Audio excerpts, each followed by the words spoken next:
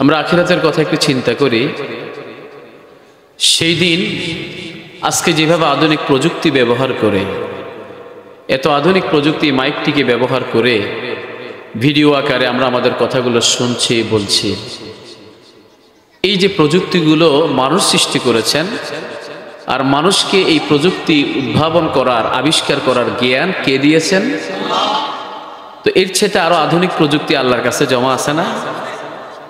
আল্লাহর প্রযুক্তিগুলোর ভিতরে কিরামান কাতিবিনা ইয়ালামুনা মা তাফআলুন, দুই পাশে দুইজন ফেরেশতা, সম্মানিত লেখক, আমাদের সমস্ত কার্যক্রমগুলো সেখানে লিপিবদ্ধ করছে। আবার আখিরাতের জমিনে বান্দার সমস্ত আমলনামা একটা প্রজেক্টর আকারে আল্লাহ তাআলা বান্দার সামনে শো করবেন।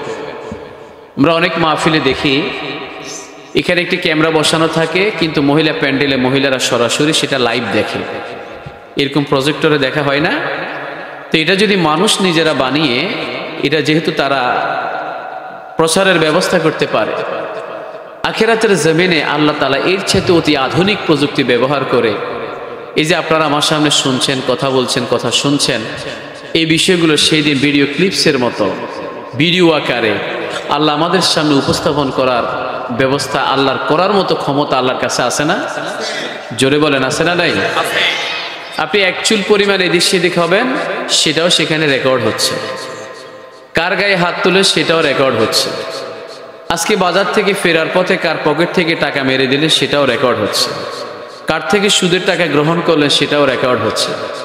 কোন মহিলাকে হাইজ্যাক করে তালতলা নিয়ে সেখানে ছেড়ে দিয়ে চোখে মরিচের গুঁড়া দিয়ে তার টাকা পয়সা কেড়ে নিলেন, সেটাও আল্লাহর কাছে লিপিবদ্ধ আছে না নাই? ঘটনাটা আপনারা জানেন কিনা? গতকালকের ঘটনা আমাদের বিএম হসপিটালের সামনে। এখান থেকে ধরে নিয়ে গেল একটা মহিলাকে, সব টাকা পয়সা ছিনিয়ে নিয়ে তার চোখের ভিতরে মরিচের গুঁড়া লাগিয়ে দিয়ে তাকে ছেড়ে দিল। পুলিশও তাদেরকে গ্রেপ্তার করেছে, কিন্তু মহিলাটার অবস্থা এখন ভালো না। এই যে হাইজ্যাককারী, ছেঁচড়া, ছিনতাইকারী সমাজে এখন অ্যাভেলেবেল হয়ে গেছে, ঠিক না? আমরা মাহফিল করার জন্য এদিক সেদিক আমরা যাই, ফেরার পথে আমরা খুব টেনশনে থাকি, ভয়ে ভয়ে থাকি। এই যে মাহফিলগুলো করার পর আমাদেরকে হাদিয়া দেয় না, সেগুলো অনেক ওলামায়ে কেরাম পথে রেখে আসতে হয়, গাড়ি ভেঙে দেয়া হয়, রাস্তায় গাছ ফেলে দিয়ে ছিনতাই করে নিয়ে যাওয়া হয়। ইদানিং এই বিষয়গুলো বেশি বেড়ে গেছে, ছেঁচড়ামি অনেক বেড়ে গেছে। বলতে যেখানে গাছ ফেলে দিয়ে গাড়িগুলো হাইজ্যাক করলো, এই সিনারিটা আখিরাতের জমিনে আল্লাহ শো করবেন কি করবেন না? করবেন না? আবার এটার বিপরীতে একটা দিনই মাহফিলে আপনারা সবাই বসলেন, এই মাহফিল থেকে আপনারা যে কথাগুলো বলছেন, আমি যে কথাগুলো বলছি, এগুলো সেই দিন আল্লাহ তাআলা শো করবে। বান্দাকে যখন বলা হবে এভাবে আমলনামাটা হাতে তুলে দিয়ে বলবেন, ইকরা কিতাবাক, পড়ো তোমার আমলনামা, কাফা বিনাফসিকা আল-ইয়াওমা আলাইকা হাসিবা, আজকে তোমার হিসাব দেওয়ার জন্য বান্দা তুমি নিজেই যথেষ্ট, আমার হিসাবটা আমাকেই দিতে হবে। এখানে আমরা যারা আছি, মনের একটি কথা আপনাদেরকে বলতে চাই, যে সেই দিন আল্লাহর কাছে আমরা হিসাবের মুখোমুখি হতে চাই না। আমরা আল্লাহর কাছে একটি দোয়া করবো, আল্লাহর একটি পরিচয় আছে, সাবাকাত রাহমাতি আলাল গাদাব। আল্লাহ তাআলা রাগের চাইতে, গুসার চাইতে, হিংসার চাইতে, কষ্টের চাইতে, রাগের চাইতে আল্লাহ পাকের দয়ার পরিমাণ হলো বেশি। সুবহানাল্লাহ। সাবাকাত রাহমাতি আলাল গাদাব। আল্লাহ তাআলা রাগের চাইতে দয়ার পরিমাণ হলো বেশি। আমরা আল্লাহর কাছে দোয়া করব, আল্লাহ আমরা আপনার বিচার চাই না, আমরা আপনার পক্ষ থেকে দয়া চাই। জোরে বলে কি চাই? আমরা আল্লাহর কি চাই? আমরা বিচার চাই না, আমরা কি চাই? দয়া চাই। সেই দিন বান্দার হাতের ভিতর আমলনামা তুলে দেয়া হবে। আল্লাহ সুবহানাহু ওয়া তাআলা সূরা ইয়াসিনের ভিতরে ঘোষণা করলেন, ইকরা কিতাবাক। সূরা ইয়াসিনের ভিতরে আল্লাহ তাআলা ঘোষণা করলেন, আমলনামা তুলে দেওয়ার পরে বান্দার মুখমণ্ডল কষ্টে পেরে দেয়া হবে। বান্দা যখন অস্বীকার করা শুরু করবে, আমলনামা তুলে দেওয়ার পরে আল্লাহ তাআলা বলবেন, ইকরা কিতাবাক কাফা বিনাফসিকা আল-ইয়াওমা আলাইকা হাসিবা, তো পড়ো তোমার আমলনামা, আজকে তোমার হিসাব দেওয়ার জন্য বান্দা তুমি নিজেই যথেষ্ট। বান্দা সে দেখে নজর দিয়ে দেখবে এটা তো জাহান্নামে যাওয়ার টিকিট। আল্লাহকে বলবে, আল্লাহ মনে হয় ভুল করেছেন, এটা আমার নাম, এটা অন্য কারো আমলনামা মনে হয় আমার নামে ছালিয়ে দিয়েছেন, এটা আমার নাম। আল্লাহ তাআলা বলবেন, সেদিন বান্দা তুই যে অস্বীকার করবে সেটা আমি আল্লাহ তাআলা ভালোভাবেই জানি। জোরে বলি আল্লাহু আকবার। আল্লাহ তাআলা বললেন, সেদিন যা অস্বীকার করবে সেটা আমি আল্লাহ ভালোভাবেই জানি।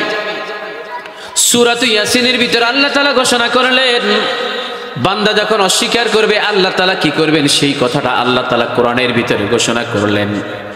আল ইয়াউমা নাখতিমু আলা আফওয়াহিহিম, সেদিন তার মুখমণ্ডল কষ্টে মেরে দেয়া হবে, সিলগালা করে দেয়া হবে, সেলাই করে দেয়া হবে।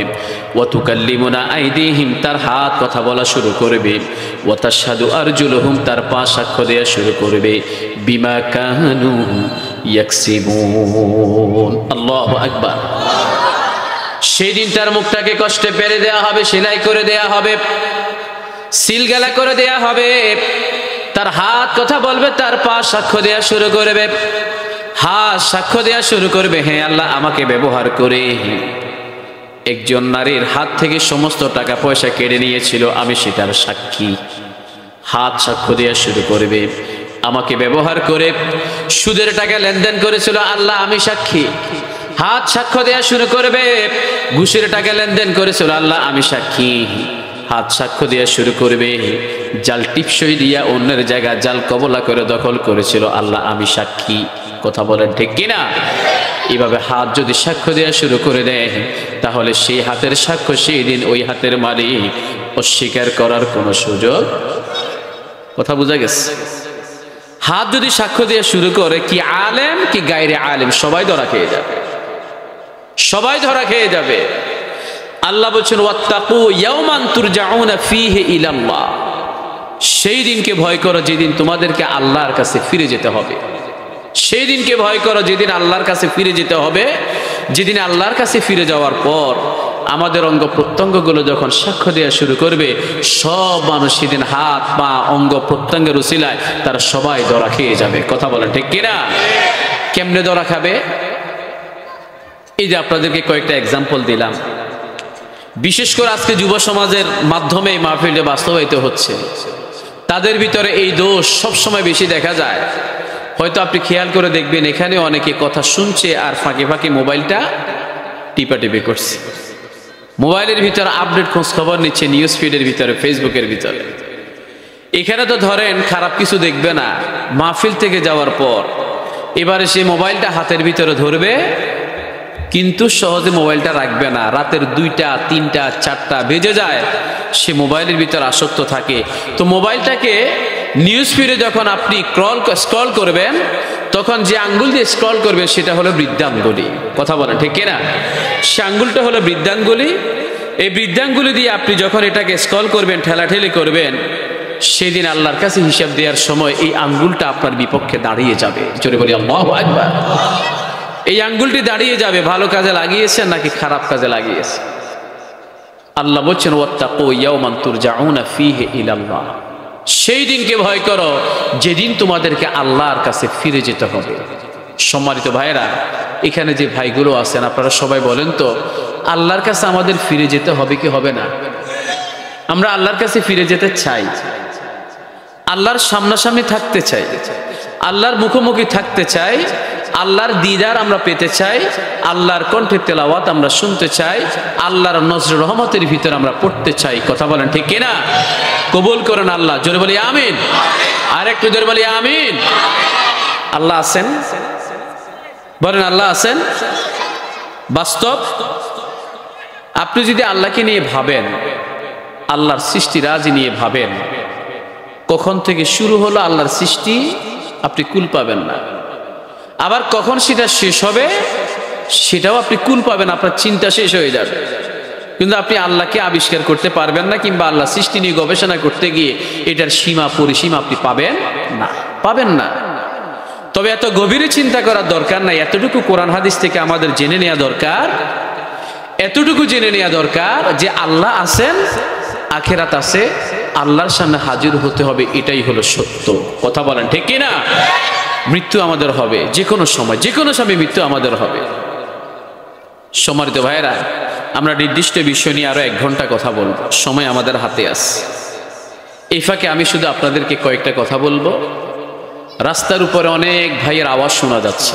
যারা স্বেচ্ছাসেবক আছেন তাদের দায়িত্ব হলো তাদেরকে নিচে নামিয়ে দেয়া এবং রাস্তায় কাউকে দাঁড়াতে না দেয়া হয় এখানে ভিতরে এসে বসবেন, না হয় ওনারা এখান থেকে চলে যাবেন। রাস্তায় কেউ দাঁড়াতে পারবেন না। আর কিছু স্বেচ্ছাসেবক একজন ভাই হলো পেছনে থাকেন। মাঝে মধ্যে দক্ষিণ দিক থেকে আমার নাকের ভিতরে সিগারেটের গন্ধ আসে, একটু আগেও লেগেছে। আমি অনুরোধ করব সিগারেটটা মঞ্চের আশপাশে খাবেন না। এটা কোনো গান বাজনার আয়োজন না, এটা কলেজ মাঠে ফুটবল খেলার আয়োজন না, এটা একটি দ্বীনি মাহফিল। এই দ্বীনি মাহফিলের ভিতরে একটি জান্নাতি পরিবেশ বজায় রাখা আপনাদের সবার দায়িত্ব আছে না? আমরা তো খাই না, কেন আমাদেরকে কষ্ট দেবে? সিগারেটের ভিতরে জাহান্নামের 3টা উপাদান আছে।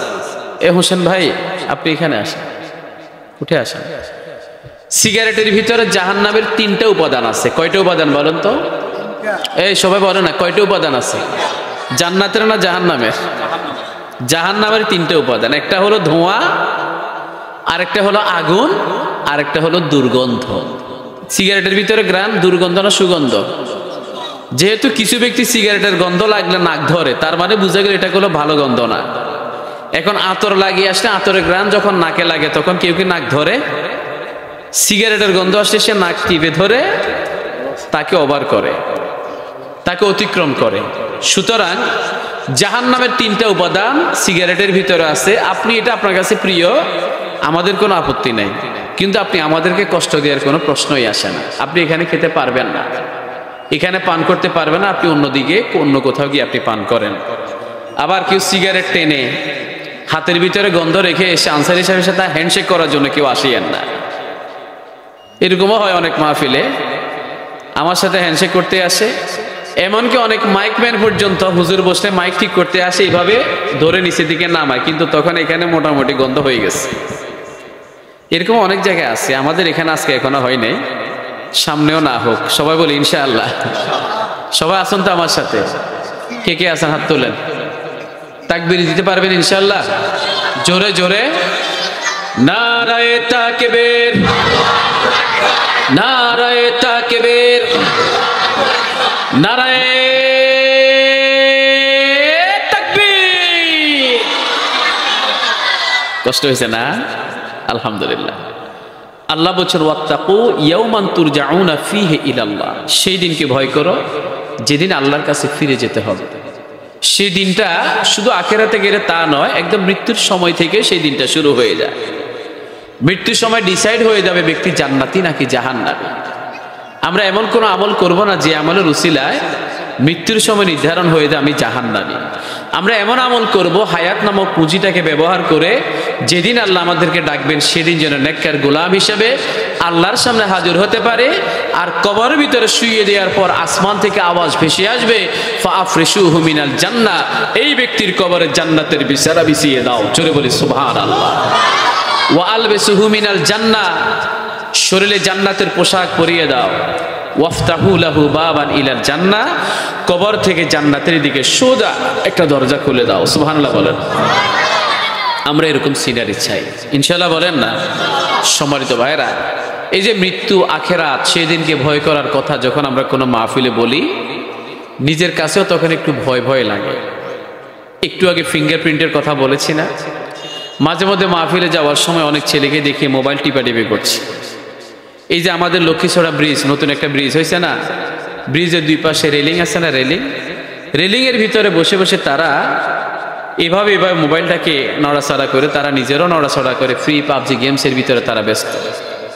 বেশি নড়তে গেলে নিচে খালের ভিতরে পড়ারও সম্ভাবনা। মাঝে মধ্যে জিজ্ঞেস করি মোবাইলে কি চালাও, ফেসবুক চালাও? না হুজুর, টিকটক চালাই, টিকটক। এখন আমার কথা হলো, টিকটক তো মোবাইলে আছে, টিকটকের ভিতরে সব কি নিজের মধ্যে আনসার হুজুরের ওয়াজ, আর কারো কোনো কিছু নাই, আছে না নাই? তার মানে একটা ক্লিক করতে গিয়ে আরো হাজারটা উল্টো পাল্টা জিনিস সামনে চলে আসে। এই যে আপনি একটা ক্লিক করতে গিয়ে আরেকটা জিনিস দেখলেন, মোবাইলটা তো এভাবে ধরে, ঠিক না? সবাই আমার সাথে আসেন তো, ওয়াজ করবেন মোল্লা নাজিমউদ্দিন হুজুরে। আমরা আমাদের জীবনের সাথে রিলেটেড বিষয়গুলো নিয়ে আয়াতটা ধরেছি, এভাবে কথা বলবে 1 ঘন্টা ইনশাআল্লাহ, বলেন না? মোবাইলটা যে এইভাবে ধরছেন, মোবাইলের ভিতরে এখন আমার চেহারাটা দেখা যাচ্ছে, কালো গ্লাসে চেহারাটা দেখা যাচ্ছে। এই যে এখানে চেহারাটা দেখা যাচ্ছে, আবার এই চেহারার ভিতরে আল্লাহ তাআলা মোবাইলের সিনারিটা এখানে তুলে ধরছেন। চোখের পাতা, চোখের ভ্রমর, চোখের কণিকা, এরপর আমার হাতের ফিঙ্গারপ্রিন্ট, এই চামড়াটা, দাড়িটা, মাথার টুপির সামনের অংশ, টোটালি এই মোবাইলের সাথে রিলেটেড আছে না নাই? রাত্রে ঘুমানোর সময় তো আর আপনি টুপি লাগান না, ঠিক আছে না? কম্বলটাকে মাথার উপরে তুলে দিয়া, হেডফোনটা কানের ভিতরে দিয়া, চোখ বড় বড় করে এবার মোবাইলের দিকে তাকাই আছে না নাই? যুব সমাজ যারা আছেন সেদিন এই আঙ্গুল, এই চামড়া, চোখের ভ্রমর, চোখের পাতা, এই অংশটার হিসাব যখন আল্লাহ তাআলা মুখটাকে কষ্টে মেরে দেবে, ঠোঁটগুলা মেরে দেবেন, ঠোঁটগুলো মেরে দেওয়ার পরে যখন এই চেহারাগুলো, চামড়াগুলো, ফিঙ্গারপ্রিন্টগুলো যখন কথা বলা শুরু করবে, এগুলো কথা বলার ক্ষমতা আছে না নাই? কার হুকুমে? বলেন কার হুকুমে? ছোট্ট একটা এক্সাম্পল দিতে চাই আমার ভাইয়েরা। বিশ্বনবীর বড় কন্যার নাম ছিল হযরত ফাতিমা। তিনি নিজেকে পর্দা মেনটেন করার ক্ষেত্রে দুনিয়ার সমস্ত নারীদের জন্য তিনি আদর্শ। নিজের স্বামী, নিজের বাবা, নিজের সন্তানদের সামনেও তিনি পর্দা করতেন। আবার ঘরের ভিতরে তিনি একটা গর্ত করে সেখানে বসবাস করতেন, যেন বাহির থেকে নিজের সন্তান, স্বামী কিংবা বাবা ঘরের ভিতরে ঢুকলে অপ্রস্তুত অবস্থায় প্রথম সুযোগে যেন তারা তাকে দেখতে না পায়। সুবহানাল্লাহ বলেন। সেই ফাতেমা ইন্তেকাল করার আগ মুহূর্তে ওসিয়ত করলেন, আমি যখন ইন্তেকাল করব, আমাকে দুনিয়ার কোনো মানুষ জানার আগে রাতের অন্ধকারে, অন্ধকার রজনীর ভিতরে আমাকে দাফন কাফন করে দিবা। এটা এই কারণে যেন দুনিয়ার কোনো মানুষ দিনের বেলা আমার বডিটা যেন তারা দেখতে না পায়, আমি মোটা নাকি চিকন, লম্বা নাকি খাটো, এই জিনিসটা যেন তারা আইডেন্টিফাই করতে না পারে। এই জন্য রাতের অন্ধকার আমাকে দাফন কাফন করে দেবা। জোরে বলি আল্লাহু আকবার। ওসিয়ত তিনি করে গেলেন, ওসিয়ত পূর্ণ করা হচ্ছে। সাইয়্যিদানা আবু যর গিফারি রাদিয়াল্লাহু তাআলা আনহু কবর খুঁড়লেন। কবর খোঁড়ার পরে, ফাতেমার জন্য কবর খোঁড়ার পরে কবরকে জিজ্ঞেস করলেন, ও কবর, তুমি কি জানো তোমার ভিতরে কাকে রাখা হবে? জান্নাতের রমণীদের সরদার ফাতেমাকে রাখা হবে, জান্নাতের যুবকদের সর্দার হাসান হোসেনের আম্মা জানকে রাখা হবে, বিশ্বনবী সাল্লাল্লাহু আলাইহি ওয়াসাল্লামের প্রিয় কন্যাকে রাখা হবে, হযরত আলীর স্ত্রীকে রাখা হবে। খবরদার তার সাথে কখনো বেয়াদবি করো না। কবর এতক্ষণ কোনো উত্তর দিল না। এবারে কবর জবান সৃষ্টি হয়ে গেল। এই কবর জবান সৃষ্টি করে দিলেন কে? কবর কি কথা বলতে পারে? আল্লাহ চাইলে? বলেন আল্লাহ চাইলে।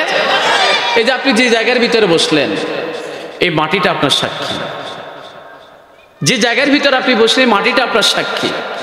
পৃথিবীর যে প্রান্তে যে মসজিদে আপনি সিজদা দিলেন, এই কপাল যেখানে আপনি লাগাইলেন নাক, ওই জায়গাটা আপনার সাক্ষী। বলেন তো, সিজদা দেওয়ার মাধ্যমে যেই জায়গায় আপনি নাক কপাল লাগাইলেন, ওই জায়গাটা আপনার পক্ষে সাক্ষ্য দেবে না বিপক্ষে সাক্ষ্য দেবে?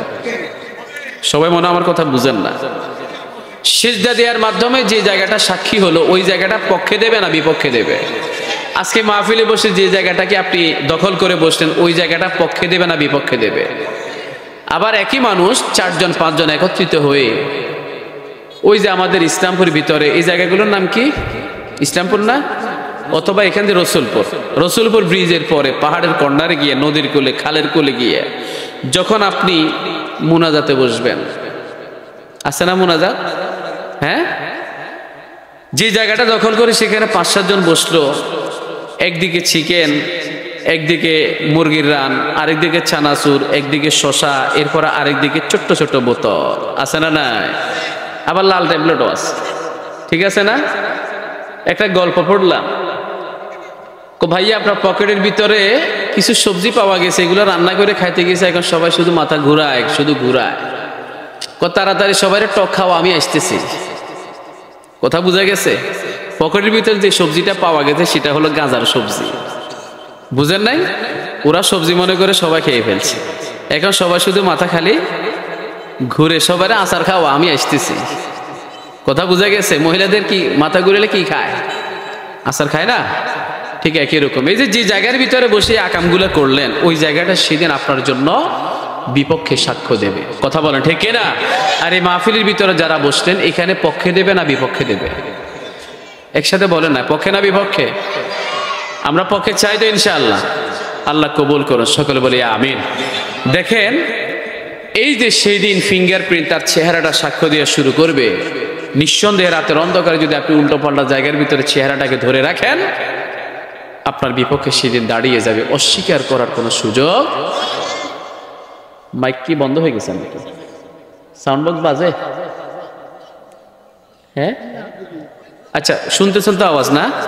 বাইরে মনে হয় মাইক বন্ধ, বাইরে চলতেছে না, এখানে মনে হয় একটু ডিস্টার্ব হচ্ছে, ঠিক করে না। সম্মানিত ভাইরা, তাহলে আল্লাহ বলছেন ওয়াত্তাকু ইয়াওমান তুরজাউনা ফীহি ইলাল্লাহ, সেই দিনকে ভয় করো যেদিন তোমাদেরকে আল্লাহর কাছে ফিরে যেতে হবে। জোরে বলি আল্লাহু আকবার। কবর কি বলল? আমি আলীর স্ত্রীকে চিনি না, হাসান হোসেন আর আম্মাজানকেও চিনি না, খাতুনে জান্নাত জান্নাতের মহিলাদের সর্দারনি আমি তাকেও চিনি না, আমি শুধু বুঝবো আমার পেটের ভিতরে যিনি আসবেন সে যেন দুনিয়ার জমিনে নেক আমল করে তারপরে আসে। জোরে বলি আল্লাহু আকবার। এই যে ফাতেমার কথা বললাম আপনাদের মাঝে, আখিরাতের জমিনে কিভাবে সবাইকে উত্তোলন করা হবে, বিশ্বনবী সাল্লাল্লাহু গ্রহণ করার কারণে আল্লাহ তাআলা বলা অবস্থা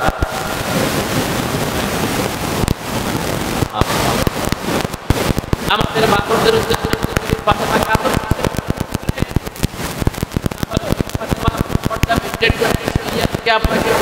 উনার সাথে আপনাকে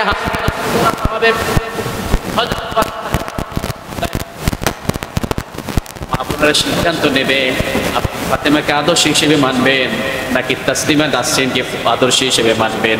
মান তাশাব্বাহা বিকওমিন ফাহুয়া মিনহুম, যার সাথে যার বেশি সম্পর্ক তার সাথে তার, বলেন তার সাথে তার, যার সাথে যার বেশি সম্পর্ক তার সাথে তার। আপনি যদি সম্পর্কে আলেম ওলামাদের সাথে রাখেন, আলেম ওলামা জান্নাতে গেলে আপনিও জান্নাতে যাবেন। আপনি যদি সুদখোর, গাঁজা করে, নেশা করি, ইয়াবা ট্যাবলেট করে, চিন্তাকারী, হাইজাকারী, শেষরা এদের সাথে সম্পর্ক রাখেন, নিঃসন্দেহে তার সাথেই আপনার হাসর হবে। কথা বলেন ঠিক কিনা? এই তো মাত্র কয়েকদিন আগেই তো বাংলাদেশে উশৃঙ্খল কিছু যুবককে আল্লাহ বলছেন ওয়াত্তাকু ইয়াওমান তুরজাউনা ফীহি ইলাল্লাহ, সেই দিনকে ভয় করো যেদিন তোমাদেরকে আল্লাহর কাছে ফিরে যেতে হবে। আর এই যুবকদের ভিতরে অন্যতম একটা যুবক এভাবে বোমাবাজি করতে গিয়ে, ফানুস উড়াতে গিয়ে, ফটকাবাজি করতে গিয়ে, বোমাবাজি করতে গিয়ে, 31st নাইট উদযাপন করতে গিয়ে ওই বোমার আঘাতে গায়ের ভিতরে আগুন ধরে সেই বেটা মারা গেছে। বলেন তো এই উল্টো পাল্টা কাজের ভিতরে মারা যাওয়ার কারণে এই যুবক জান্নাতে যাবে নাকি জাহান্নামে যাবে? সোজা কথা। পত্রিকার ভিতরে দেখলাম, ফেসবুকের ভিতরে দেখলাম একটা যুবক এভাবে মারা গেছে 31st নাইট উদযাপন করতে গিয়ে। নিজ দিয়ে কমেন্ট, আহারে কেউ ইন্না লিল্লাহ লেখেন, সবাই আলহামদুলিল্লাহ লিখতেছে। কারণ আসলে ওই বাচ্চাগুলা, এই যুবকগুলো শিশুদেরকে, রোগীদেরকে, বুড়া মানুষদেরকে অনেক কষ্ট দিয়েছে সেদিন, ঠিক না? গ্রাম অঞ্চলে একটু কম হলেও ঢাকা শহরে, চট্টগ্রাম শহরে অনেক কষ্ট দিয়েছে মানুষদেরকে। এই যে আমাদের শাহাদাত চৌধুরী সাহেব এখানে আছেন, উনি তো যদি এদের শহরে থাকলে উনিও জানার কথা, এরকমই ঘটনা ঘটেছে। অনেক জায়গায় আগুনও ধরে গেছে, অনেক জায়গায় আগুনও ধরে গেছে, অনেক বিল্ডিং একদম পুরো বিল্ডিং জ্বলে পড়ে ছাই হয়ে গেছে। তাহলে যে যুবকগুলো যেই হাত দ্বারা বোমাবাজি করলো, এই হাত সেদিন সাক্ষ্য দেওয়া শুরু করবে। মানুষকে কষ্ট দেওয়ার কারণে এটা কোনো ভালো কাজ নয়, এটা হলো মন্দ কাজ। এই জন্য মৃত্যু আসার আগে আগেই ওয়াত্তাকু ইয়াওমান তুরজাউনা ফীহি ইলাল্লাহ, সেই দিনকে ভয় করো যেদিন আল্লাহর কাছে ফিরে যেতে হবে। ভয় করতে রাজি আছে না নাই? বলেন ভয় করতে রাজি আছি তো? আল্লাহ বলছেন ইয়া আইয়ুহাল্লাযীনা আমানুত্তাকুল্লাহ, হে ঈমানদার ব্যক্তিগণ আল্লাহকে ভয় করো। কেমনে ভয় করবা? হাক্কা তুকাতিহি, যেভাবে ভয় করা দরকার সেভাবে ভয় করবা।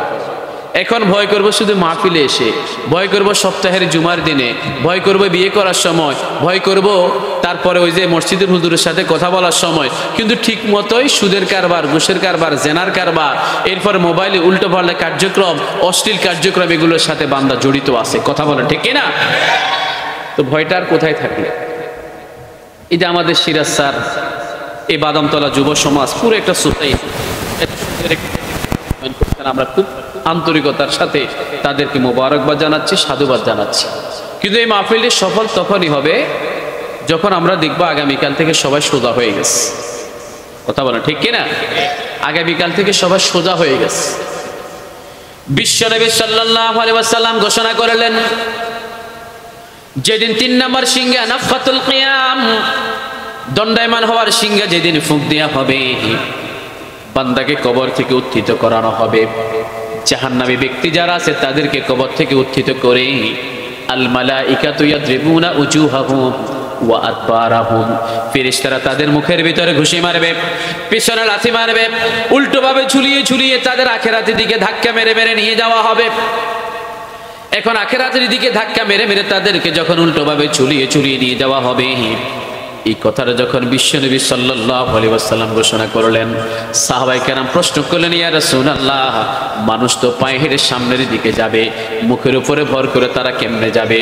রাসূল বলেন, যেই আল্লাহ তাআলা পা দিয়ে হাঁটাইতে পারে সে আল্লাহর ক্ষমতা অবশ্যই আছে মুখের উপরে ভর করে হাঁটানোর। আল্লাহু আকবার বলেন, বলেন ক্ষমতা আছে না নাই? সকালবেলা ধনী, বিকেলবেলা ফকির, আছে কিনা? কত ভীষণ, কত ভীষণ, কত ভীষণ। আল্লাহর একটা পরিকল্পনা আছে, আপনারও পরিকল্পনা আছে। আপনার পরিকল্পনা আজকে মাহফিল শেষ হওয়ার পরে ঘরে যাব, ঘুমাবো, সকালবেলা চট্টগ্রাম কিংবা ঢাকা যাব।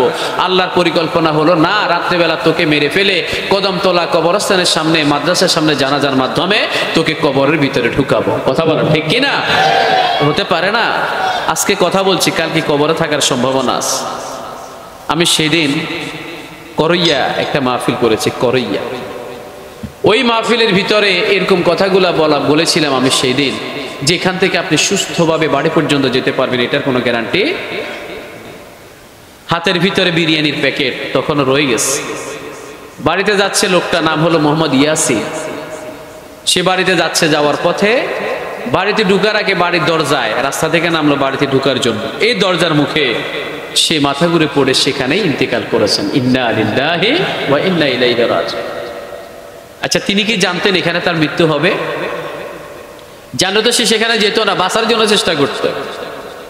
বাঁচার জন্য চেষ্টা কেমনে করবে বান্দা? আল্লাহর কাছে শুধু বলবে তার রব্বির জিউন, আল্লাহ বাঁচান বাঁচান, একবার শুধু দুনিয়ার জমিনে যাওয়ার সুযোগ দেন। লাআল্লি আমালু সালিহান ফীমা তারাক, যে নেক আমলগুলো ছেড়ে আসলাম সেগুলো এখন গেলে বেশি বেশি করব। আল্লাহ একবার শুধু দুনিয়ার জমিনে যাওয়ার সুযোগ দেন। আল্লাহ বলছেন, কাল্লা, কখনো নয়, ইন্নাহা কালিমাতুন হুয়া কাইলুহা, বান্দা এটা শুধুমাত্র তোমার কথার কথা। এখন যদি তুমি দুনিয়ার জমিনে আরেকবার যাওয়ার সুযোগ পাও, আগে যত আকাম কুকাম করলে এখন গেলে তুমি আরো বেশি করবা, সেটা আমি আল্লাহ ভালোভাবেই জানি। কথা বলে ঠিক কিনা? আমি আল্লাহ ভালোভাবেই জানি। সম্মানিত ভাইয়েরা, আকাম কুকাম যারা করে তারা ভালোভাবেই জানে তারা এগুলো ছাড়তে পারবে না। আল্লাহর কাছে বাঁচার চেষ্টা করেও আল্লাহ তাদেরকে বাঁচানোর কোনো সুযোগ দেবেন না। সেই লোকটা সেদিন মারা গেল, রাতের 12টার সময় মারা গেল, এখানে পড়ে গেল, মরে গেল। ফজর নামাজের সময় তার মা ঘর থেকে বেরিয়ে এসে হাঁটার জন্য নামাজ পড়ে দেখলো যে বাড়ির সামনে কি যেন একটা লোক মারা গেছে, মনে পড়ে আছে। গিয়ে দেখলো যে তার কলিজার টুকরা সন্তান 5-6 ঘন্টা সেখানে মরে শক্ত হয়ে আছে, কেউ জানে না। মাঝে মধ্যে আমরা তো বাসা বাড়িতে থাকি, ফ্ল্যাট বাসাগুলোতে আমরা থাকি, আমরা দরজা বন্ধ করে এমনভাবে ঘুমাই, পাশের বাসার লোকটাও জানে না এই ঘরের ভিতরে কি হচ্ছে, ঠিক কিনা? এই জন্য আমি নিজের সম্পর্কে বললি, বিষয়টা কথাটা মাঝে মধ্যে বলি। আমার পরিবারের বাড়িতে গেলে আমি বাসায় থাকি না, আমি মসজিদে থাকি। আমার মুয়াজ্জিনকে আমি বলে দিয়ে রাখছি, খাদেমকে, যে আমাকে ফজর নামাজের সময় জাগাইবা, উঠা পর্যন্ত জাগাইবা। যদি না উঠি জানালা দিয়ে নজর করে দেখবা উনি দুনিয়াতে আসে না গেছে, তাহলে অন্তত খবর পাবে, ঠিক না? খবর পাবে। এই যে আপনি যখন উল্টো পাল্টা কাজের সাথে যুক্ত থাকেন, মোবাইলে বলেন, দুনিয়াবি উল্টা পাল্টা ইমান বিধ্বংসী কাজের সাথে আপনি যখন যুক্ত থাকেন, আপনার তখন ইমানটা থাকে না। ঠিক সে সময় যদি আপনার মৃত্যুটা হয়ে যায়, আপনি বেঈমান পাপিষ্ঠ হিসেবে আপনাকে আখিরাতে যেতে হবে। কথা কি বোঝা গেছে?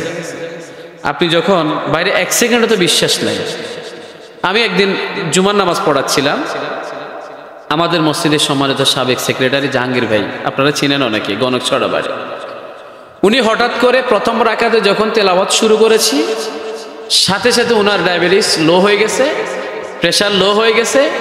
উনি মাথা ঘুরে, দোতলা নামাজ পড়াচ্ছি, নিচতলায় কাজ চলে, দোতলায় তিনি মাথা ঘুরে পড়ে একদম মুখটা, ওই যে দোতলা আমাদের একটা রেলিং আছে না মসজিদে, দেখছেন না রেলিং, রেলিংয়ের সাথে গিয়ে তিনি বাড়ি খেয়ে একদম এই অংশটা রক্তাক্ত হয়ে তিনি ওখানে পড়ে আছেন। আমি মনে করছি যে কোনো আওয়াজ হয়েছে, অথবা যে কোনো একটা বিষয়ে আওয়াজ হয়েছে, আমি এত বেশি খেয়াল করি নাই, নামাজ পড়াচ্ছি, সালাম ফিরানোর সাথে সাথে খেয়াল করলাম যে রক্তে একদম ভেসে গেছে। এই যে 1 সেকেন্ডেরও বিশ্বাস নাই, সত্যি কথা 1 সেকেন্ডেরও বিশ্বাস নাই। মাঝে মধ্যে মাথার ভিতরে একটা চক্কর দেয় না, চক্কর, এই চক্করের সাথে আপনার ঘাড়ের রক্ত ছিঁড়ে আপনি মারাও যেতে পারেন। তাহলে চক্কর যখন দেবে তখন কি আপনার আর সুযোগ আছে যে অবস্থা আপনি আছেন ওই অবস্থা থেকে ফেরত আসার? বলেন আছে? 2 দিন কালকে, গতকালকের খবর পত্রিকা দেখলাম, ঢাকার আশপাশে কোন একটা জায়গায় নাকি 2 জন শ্রমিক টেইলার একই রুমের ভিতরে থাকে, কাজও করে, রাত্রে 4 পোকা আছে না ওই যে বিছনার ভিতরে 4 পোকা কামড় দেয় রাত্রে, ওই পোকার ওষুধ দিয়েছে, ওষুধ। সকালবেলা 2 জনে মরে পড়ে আছে। ওষুধটা তো বিষ, ওরা তো জানে এটা বিষ, কিন্তু এটা তো পশু পাখি বা কীট পতঙ্গ এগুলো মরার ওষুধ, এগুলো তো মানুষ মরার ওষুধ না, কিন্তু ওটা বিষাক্ত বেশি ছিল। ওই যে পোকার ওষুধ দিল বিছনার ভিতরে, তারা ঘুমাইলো, হয়তো কোনো কারণে হাতটা সেখানে পড়েছে ঘুমের ঘরে, অথবা ঘুমের ঘরে আবার মুখের ভিতরে এভাবে হাত হতে চলে গেছে, বিষাক্ত জিনিসটা জিহ্বার সাথে টাচ হয়ে গেল, টাচ হয়ে যাওয়ার সাথে সাথে 2 জনে বিষক্রিয়া হয়ে 2 জনে মারা গেছে। আল্লাহু আকবার বলেন। আমি একা থাকি না, ভয় লাগে। আপনারা যারা থাকেন একা একা, আসলে এই বিষয়টা খুব মারাত্মক টেনশনের বিষয়। আমাদের কলিজার টুকরা ভাইগুলো দেশের বাইরে আছে না? এটা কেন স্ট্রোক করে মারা যায় জানেন? স্ট্রোক করে মারা যায় এই কারণে, ছেলেটা আমার কাছে আইফোন চেয়েছে, আমার তো সেই ইনকামটা নাই, আইফোন না দিলে ছেলেটা পড়ালেখা করবে না। এখন আইফোনের টাকা কেমনে জোগাড় করবো? এই টেনশন যদি একবার প্রবাসী ভাইয়ের মাথার ভিতরে ঢুকে যায়, ঘুম আসে না, চক্কর মেরে হঠাৎ করে সে ঘুমের ভিতরে মারা গেল, বাকি সবাই কাজে চলে যায়, লোকটা ঘুমাচ্ছে, সবাই মনে করবে ঘুমাচ্ছে, আমরা তাকে জাগাবো না, কারণ ডিউটি করে সে ঘুমাইতে হয়। সবাই কাজে চলে গেছে, কাজ থেকে আসার পরে দেখলো যে ওই লোকটার একটা হাত সকাল থেকে সন্ধ্যা পর্যন্ত পড়ে আছে, হাত একটা বিছানার নিচে, আর একটা উপরে, পা একটা নিচে, কাত ওইভাবে পড়ে আছে, মানে দুনিয়া থেকে চলে গেছে। এরকম রেকর্ড আছে না নাই? তো ওই যে লোকটা মারা গেল, সে তো জানতো না এভাবে সে মারা যাবে। টাকার মেশিনটা এবার বাক্সবন্দি হয়ে আমাদের বাড়িতে আসে। ছেলে তখন আইফোনের আফসোস আর তার মাথার ভিতরে থাকে না, টাকার মেশিন চলে এসেছে, টাকার মেশিন আর টাকা পাঠানোর ক্ষমতা নাই। এখন ওই বাবার দায়িত্বটা ছেলেকে পালন করতে হবে। এখন সে নিজে চিন্তা করবে, আমি যদি আইফোন কিনতে গিয়ে টাকা নষ্ট করি, আমার সংসার কেমনে চলবে? বাবা তো নাই, ঠিক কিনা বলেন? আল্লাহ বলছেন ওয়াত্তাকু ইয়াওমান তুরজাউনা ফীহি ইলাল্লাহ, সেই দিনকে ভয় করো যেদিন তোমাদেরকে আল্লাহর কাছে ফিরে যেতে হবে। টেনশন লাগে, মাঝে মধ্যে টেনশন লাগে। কি টেনশন? এই যে এখন যদি মারা যায় জান্নাত পাবো, এই গ্যারান্টি আমাদের আছে কিনা সেটা নিয়ে টেনশন লাগে। এখন যদি মারা যায়, ভাইরে আমি মাঝে মধ্যে ছোট ছোট বাচ্চাগুলো নিয়ে ভাবি। এই যে ছোট বাচ্চাগুলো আছে না, আমি আমার ছোট মেয়েরা 2 বছর প্লাস বয়স, তাকে নিয়েও ভাবি। আমি তার দিকে তাকাই, তাকানোর পর আমার মাথায় কি আসে জানেন? আমি একটু শেয়ার করতেছি আপনাদের সাথে কথাগুলো বুঝার জন্য। এই যে এই বাচ্চাটা যদি দুনিয়াতে না আসতো, তাহলে তার কোনো আখেরাতও নাই, সে তো দুনিয়াতেই আসে, তার আবার আখেরাত, ঠিক না? আমরা দুনিয়ার জমিনে দুনিয়াবি মজা, আল্লাহ প্রদত্ত বৈবাহিক ব্যবস্থা প্রতিষ্ঠা করার মাধ্যমে একটা বাচ্চাকে দুনিয়াতে আসার সুযোগ দিলাম, ঠিক আছে না? আমাদের আনন্দের ফসল হলো একটা সন্তান, ঠিক আছে কিনা বলেন? তাহলে আমার সামান্য 2-3 মিনিটের আনন্দের জন্য একটা সন্তান দুনিয়াতে চলে আসলো। এই সন্তানটা এবার বড় হবে, তার একটা হায়াত আছে, সে বড় হবে, বড় হতে হতে তার একটা আমলনামা তৈরি হবে না? ওই আমলনামার ওসিলা যদি ভালো আমল করে জান্নাতে যাবে, খারাপ আমল করলে জাহান্নামে যাবে। জান্নাতে গেলে তো আলহামদুলিল্লাহ, যদি জাহান্নামে যায় তখন আমার কাছে মনে হলো তাকে জাহান্নামে যাওয়ার জন্য আমিই দায়ী। কথাটা বুঝেন না মনে? আমি যদি বিয়ে না করতাম, যদি সন্তান উৎপাদন না হতো, তাহলে তার একটা আখেরাত বলতে কিছু থাকতো না, সে তো দুনিয়াতেই আসতো না। কিন্তু আল্লাহ তাআলার একটা নিজামত, একটা ডিসিপ্লিন, একটা শৃঙ্খলা, বিয়ে হবে, সন্তান হবে। আল্লাহ দুনিয়াতে মানুষ পাঠিয়েছেন, জান্নাত জাহান্নাম আছে, আবার জাহান্নাম থেকে বাঁচার জন্য, জান্নাতের নিয়ামত পাওয়ার জন্য কিছু ফর্মুলাও আমাদের জন্য আছে। সেই ফর্মুলা যারা মেনটেন করবেন তার জন্য আখিরাতের সফলতা। কথা বলো ঠিক কি না? আল্লাহ বলছেন ফামান যুহজিহা আনিন নারি ওয়া উদখিলাল জান্নাতা ফাকাদ ফাজ, যিনি জাহান্নাম থেকে নিজেকে রক্ষা করে জান্নাতে ঢুকতে পারবেন তিনি হলেন সফল কাম। সুবহানাল্লাহ বলবেন না? খেয়াল করেন আমার ভাইয়েরা, ফিঙ্গারপ্রিন্ট থেকে আমরা কথা শুরু করে এই পর্যন্ত চলে আসলাম। এই যে শুধুমাত্র ফিঙ্গারপ্রিন্ট যুবকদের থেকে নেবে তা নয়, আপনাদের এলাকায় জমি খেকো আছে না নাই? জমি খেকো, গাছ খেকো, বালু খেকো, ফসল খেকো আছে না নাই?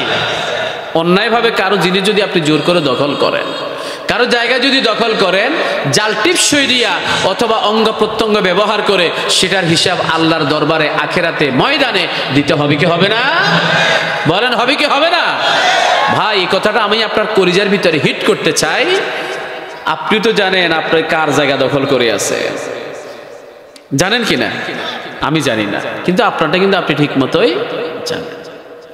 আমারটা আপনি জানেন না, আমারটা আমি জানি। আমি কার হক নষ্ট করেছি, কার হক আমার কাছে জমা আছে, এটা আমি ছাড়া আর কেউ জানে না। আপনি ভালোভাবে জানেন।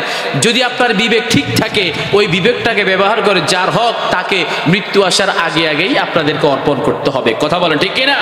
আর মৃত্যুটা 1 বছর পরে হবে, 10 বছর পরে হবে, 20 বছর পরে হবে, এরকম কোন মেসেজ আমাদের কাছে জানা আছে?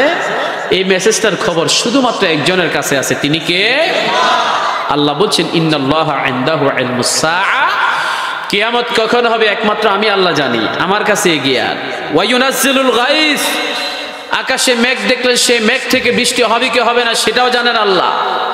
ওয়া ইয়ালামু মা ফিল আরহাম, মায়ের পেটে সন্তান ছেলে হবে নাকি মেয়ে হবে সেটাও জানেন আল্লাহ। ওয়া মা তাদরি নাফসু মাযা তাকসিবু গাদা, আগামীকাল সকালবেলা রিজিক কোত্থেকে তালাশ করবে সেটাও জানেন আল্লাহ। ওয়া মা তাদরি নাফসুম বিআইয়ি আরদিন তামুত, মৃত্যু আপনার আমার কোথায় কখন কিভাবে হবে এটাও জানেন যিনি। চিল্লে বলেন তিনি হলেন কে? আল্লাহ। সম্মানিত ভাইরা, এই জন্য সে মৃত্যুর ভয়টা মাথায় রেখে অন্যের হক যথাযথভাবে তাকে প্রত্যার্পণ করে দেওয়া দরকার আছে কিনা? সম্মানিত ভাইরা, আপনি যত চাইবেন আপনার পেট ভরবে না। রসুল বলেন বনি আদমের পেট ভরবে একমাত্র কবরের মাটি দ্বারা। কিসের মাটি? কবরের মাটি দ্বারা। পেটের উপরে যখন চাপ দেওয়া হয়, একটু উঁচা করে দেওয়া হয় না পেটের মতো, এটাই তার পেট ভরা। এটা ছাড়া দুনিয়ার কোনো সম্পত্তি তার পেট ভরবে না। তাকে যদি একজন স্কলার বললে তাকে যদি উহুদ পাহাড় পরিমাণ একটা স্বর্ণের পাহাড় দেওয়া হয়, সে তখন চিন্তা করবে আহারে যদি আরেকটা পাহাড় থাকতো। ঠিক না ভাই? ঠিক। আমাদের দেশের ভিতরে যার কাছে টাকা পয়সা দেয় সে আরো চায়, আরো চায়, শেষ পর্যন্ত ডাক্তার বাইন্ডি করে দেয় শুধুমাত্র রাতে জাস্ট একটা রুটি খাবেন। ঠিক কিনা? দুপুরবেলা শুধুমাত্র 1 কাপ ভাত খাবেন, 1 কাপ, 1 চামচ, এর বেশি না। সকালবেলা কিচ্ছু খাওয়া যাবে না, শুধু হাঁটবেন, শুধু হাঁটবেন। অথবা সকালে একটা ডিম খাবেন, 1 পিস পাউরুটি খাবেন, অথবা কয়েকটা খেজুর খাবেন, নইলে একটা কলা খাবেন। এই যে বাইন্ডিং করে দেয়া হলো, আপনার রিজিকটাকে সংকীর্ণ করে দেয়া হলো শুধুমাত্র এই কারণে আপনি হয়তো দুনিয়ার জমিনে বেশি লোভ করে ফেলেছেন, বেশি লোভ করে ফেলেছেন। আর এই লোভটা অনেকেরই আছে। আবার আপনি এটা মনে করবেন না যে তাহলে গরিব মানুষেরও তো তার সম্পদ দেয়, তার কেন এই রোগ? তার জন্য এটা হলো একটা পরীক্ষা। ধনী লোকের জন্য বেশি লোভ করার কারণে এটা হচ্ছে তার জন্য গজব, আর ইমানদার গরিব লোকের জন্য সেটা হলো একটা পরীক্ষা। এটা নিয়ে হতাশ হওয়ার কোনো কারণ নাই। আপনি বরং যিনি বেশি চান, বেশি চান, আপনি দেখেন বাংলাদেশের এসালাম গ্রুপের সন্তানেরা যারা আছে আর কি, মা মারা গেল, একটা সন্তানও জানাজা আসার সুযোগ পায় না। কারণ দেশের সম্পদ $1000 কোটি, কোটি কোটি ডলার পাচার করে বিদেশে পাচার করলো। এই জন্য লজ্জায়, ভয়ে, গ্রেফতারের ভয়ে তারা মায়ের জানাজায় পর্যন্ত আসতে পারে নাই। ঠিক কিনা বলে? কি লাভ হলো? কি লাভ হলো? রসুল বললেন বান্দা শুধু বলবে মালি মালি, আমার সম্পদ, আমার সম্পদ। রসুল বললেন এই বনি আদমের সম্পদ 3টা ছাড়া আর কিছুই না। কয়টা? একটা হলো ইল্লামান আকালা, যেটা সে খেয়ে ফেলেছে, ফাআফনাইন, যেটা সে খেয়ে শেষ করে ফেলেছে। আরেকটা হলো আও লাবিস্তা, যেটা পরে ফেলেছো, ফাআবলাইত, যেটা তুমি পরে ফেলেছো। আরেকটা হলো তাসাদ্দাকতা ফাআমদাইত, রসুল বললেন যেটা তুমি দান সদকা করার মাধ্যমে আখেরাতে আগে কিছু পাঠিয়েছো। সুবহানাল্লাহ বলেন না? আগে যেটা পাঠিয়েছো সেটা তোমার, যেটা খাইছো সেটা তোমার, যেটা পড়েছো সেটা তোমার, এর বাইরে তোমার আর কোনো কিছুই। এখন কবর শোয়ানোর সময় এসি ফিট করে দেওয়ার কোনো সুযোগ আছে? মোবাইলে তার টেনে টেলিফোন ব্যবহার করার সুযোগ আছে? আছে নাকি? কোনো সুযোগ নেই। সুতরাং 3.5 হাত বডি নিয়ে 3.5 হাত কবরের ভিতরে যেদিন যাব, সাদা কাপড় টেনে যেদিন আমরা যাব, এমনকি বাবা মারা গেলে সন্তানেরা তাড়াতাড়ি বাবার বাড়িতে আসে, বাবার পকেটগুলো হাতায়। ঠিক কিনা? মা মারা গেলে মায়ের গলার ভিতরে নাকের ভিতরে যে স্বর্ণের জিনিসগুলো আছে সেগুলি টানাটানি শুরু করে দেয়, ঠিক না? তার মানে লাশ পরে, আগে জিনিস আগে দিয়ে ক্যাপচার করো, যে আগে আসবে সে নিয়ে নেয়। পকেটের ভিতরে কোথায় কোথায় পকেট আছে, কোথায় কোথায় আলমারির ভিতরে মাল সামান আছে, সেগুলো আগে হাতায় চেক করে, চেক বই সহ, স্যার বলতেছেন চেক বই সহ, আসলেই বাস্তব। সবগুলো ক্যাপচার করার পরে এবারে আয় লাশ দাফন করি। লাশ দফন করতে গিয়ে এবারে জায়গা জমিনে ঠেলাঠেলি করতে গিয়ে সকাল থেকে সন্ধ্যা পর্যন্ত বাবার লাশটা উঠানে পড়ে থাকে। এরকম ঘটনা আছে না নাই? কি নাফরমান! সম্মানিত ভাইরা, আল্লাহ বলছেন ওয়াত্তাকু ইয়াওমান তুরজাউনা ফীহি ইলাল্লাহ, সেই দিনকে ভয় করো যেদিন আল্লাহর কাছে ফিরে যেতে হবে। প্রশ্ন করেছিলাম, আল্লাহ আছে না নাই? আখিরাত আছে না নাই? জান্নাত জাহান্নাম আছে না নাই? আপনি কোথায় যেতে চান? সবাই বলেন কোথায়? জান্নাত। সম্মানিত ভাইরা, যদি জান্নাতে যেতে হয় আখিরাতে ভয় করে, প্রথম আপনাকে যে আমলটা করতে হবে সেটা হলো নামাজের ব্যাপারে কোনো ছাড় নাই। নামাজের ব্যাপারে কোনো ছাড়। দুই হাত তুলে আল্লাহর সাথে একটু ওয়াদা করবেন, আজকে থেকে আমরা 5 ওয়াক্ত নামাজ কখনো ছাড়বো না। দুই হাত তুলে আল্লাহর সাথে ওয়াদা করেন। লিল্লাহে তাকবীর, নারায়ে তাকবীর, নারায়ে তাকবীর। কি ছাড়বো না? কি ছাড়বো না? ধরেন মাথাটা শরীর থেকে আলাদা করে ফেললো, এই শরীরের আর কোনো দাম আছে? হাতে একটা না থাকলেও চলা যায়, পায়ে একটা না থাকলেও চলা যায়, কিন্তু মাথা নাই, টোটালি মাথাটাই নাই, চলার কোনো সুযোগ আছে? ইসলামের ভিতরে মূল হচ্ছে নামাজটা হলো মাথা। আখিরাতের জমিনে প্রথম হিসাব নামাজ, বাকি গুনাহ তো থাকতেই পারে, গুনার ছাড়া আমরা কেউ নাই আসলে। কিন্তু নামাজ তো যদি আপনার ঠিক থাকে, ওই নামাজের উসিলা প্রথম হিসাব যদি সহজ হয়ে যায়, বাকি হিসাবটাও আমাদের জন্য সহজ হয়ে যাবে। সুবহানাল্লাহ বলেন না? খেয়াল করেন আমার ভাইয়েরা, আল্লাহ বলছেন ওয়াত্তাকু ইয়াওমান তুরজাউনা ফীহি ইলাল্লাহ, সেই দিনকে ভয় করো যেদিন তোমাদেরকে আল্লাহর কাছে ফিরে যেতে হবে। আমি হাত এবং পায়ের সাক্ষ্য নিয়ে কথা বলেছিলাম, হাতের সাক্ষ্যের ভিতরে মুনাজাতের কথাও বলেছিলাম, যে হাতটাকে ব্যবহার করে উল্টো পাল্টা কাজে লাগায়। চেহারা সম্পর্কে বললাম, যুবক সমাজের সম্পর্কে বললাম। এবার আমাদের সমাজের মহিলারাও আছে না নাই? আছে না? আমাদের এলাকার বাসিন্দা অনেক মহিলা আছে, বারুইয়ার বাজারে গিয়ে কসমেটিক দোকান থেকে হাজার হাজার টাকার কসমেটিক্স তারা কিনে নিয়ে আসে। এরপরে মুখের ভিতরে ঘষে, বিউটি পার্লারে গিয়ে ভালোভাবে ঘষে মোলায়েম করে আকর্ষণীয় করে, ঠিক না? এই যে চিনকির হাটের ভিতরে চৌধুরী কমিউনিটি সেন্টার আছে, এখানে খান সিটি সেন্টার আছে, জোয়ালগঞ্জ 5 স্টার আছে, সোনালী কমিউনিটি সেন্টার আছে, আছে না নাই? প্রত্যেকটা বৃহস্পতিবার রজনীর ভিতরে সেখানে গায়ে হলুদের নামে অনেক গান বাজনা হয়। ঘরের ভিতরে স্বামী তাকে যে কসমেটিক সামগ্রীগুলো এনে দিল অথবা টাকা দিয়ে দিল, বাজার থেকে কিনে নিয়ে এসে ওই মহিলাটা বিয়ের অনুষ্ঠানে যাওয়ার জন্য নিজের চেহারার ভিতরে সেগুলো ঘষতে ঘষতে আকর্ষণীয় করে, শরীরটাকে মোলায়েম করে, নরম তুলতুলে করে, আকর্ষণীয় করে। কিন্তু আমার কাছে মনে হয়, আপনাদের কাছে কি মনে হয় জানি না, এই নারীগুলো কখনো তার স্বামীর জন্য সাজে না, সাজে তারা পরপুরুষকে দেখানোর জন্য, ঠিক না? আচ্ছা, এখানে যারা বিয়ে করছেন তারা বলবেন, যেদিন বিয়ের দিন আপনার বউটা যে সাজটা নিল আপনার জন্য, বাসর ঘরের জন্য, এরকম কোন সাজ আজ পর্যন্ত কোন স্ত্রী, এখানে যারা স্বামী আছেন আপনাদের জন্য নিছে? জোরে বলে, নিছে নাকি? এই জন্য আবার সাজবো, প্রত্যেকদিন দেখতেছি না তারে, ওর জন্য কি সাজবো? কথা বলে, ঠিক কিনা? তাহলে স্বামীর জন্য সাজে না, তাহলে কার জন্য সাজে? পর পুরুষকে আকর্ষণীয় করে নিজেকে উপস্থাপন করার জন্য। যে যত বেশি আকর্ষণীয় করে সাজতে পারে তার দিকে পুরুষটা বেশি নজরে দেবে, সে তাতে বেশি খুশি হবে। এই যে দুনিয়ার খুশি তার আখিরাতের মারাত্মক কান্নার কারণ হবে। জোরে বলি আল্লাহু আকবার বলো। মারাত্মক কান্নার কারণ হবে। আল্লাহ বলছেন আল ইয়াউমা নাখতিমু আলা আফওয়াহিহিম, মুখটাকে কষ্টে পেরে দেওয়া হবে। ওয়া তুকাল্লিমুনা আইদিহিম, হাত কথা বলবে। ওয়া তাশহাদু আরজুলুহুম, পা সাক্ষ্য দেওয়া শুরু করবে। সেদিন জুলুদ মানে হলো চামড়া। ওই যে যুব সমাজের এভাবে ধরে রাখার মাধ্যমে তাদের চামড়া যেভাবে সাক্ষ্য দেবে, হে আল্লাহ, এই যে চামড়া যেটা মুখের, এই চামড়া বলবে আল্লাহ আমি বরাবর এভাবে মোবাইলটা ধরতো, ঠিক কিনা বলেন? এবারে মহিলার সম্পর্কে সেই চামড়া বলবে, ওই মহিলার চামড়া আল্লাহ আমাকে ঘষতে ঘষতে ঘষতে ঘষতে আকর্ষণীয় করতো, বিউটি পার্লার গিয়ে সাজতো এবং চামড়াটাকে মোলায়েম রাখার জন্য সে হাজার হাজার টাকা খরচ করেছে। তবে মোলায়েম চামড়া স্বামীর জন্য সে সাজে নাই, পরপুরুষকে দেখানোর জন্য সেজেছে। আল্লাহ আমি সাক্ষী। চলে বলি আল্লাহু আকবার। চামড়া যখন বিপক্ষে সাক্ষ্য দেওয়া শুরু করলো, ওই মহিলা তখন চামড়াকে ধমক দিয়ে বলবে, বেটা থাম, তোকে মোলায়েম রাখার জন্য, তোকে আকর্ষণীয় রাখার জন্য হাজার হাজার টাকা মিম কসমেটিক্স থেকে কিনে নিয়ে এসে তোকে আমি খরচ করলাম, তোর পিছনে আমি খরচ করলাম, তুই বুঝি আজকে আমার বিপক্ষে সাক্ষী দিলি? চামড়া সেদিন বলবে, তুই থাম, আল্লাহ আমাকে অর্ডার করেছেন। চামড়া বলবে, তুই থাম, আল্লাহ আমাকে অর্ডার করেছেন, আমি আল্লাহর অর্ডার মানতে বাধ্য। কথা বলেন ঠিক কিনা? সেদিন আল্লাহ যাকে কথা বলতে দেবেন, মানদাল্লাযী ইয়াশফাউ ইনদাহু ইল্লা বিইযনিহি, সেদিন আল্লাহ যাকে অনুমোদন দেবেন তিনি সুপারিশ করতে পারবেন। সেদিন আল্লাহ যাকে কথা বলার জন্য অর্ডার করবেন শুধুমাত্র তিনিই কথা বলতে পারবেন, আর কেউ কথা বলার কোনো চান্স পাবে।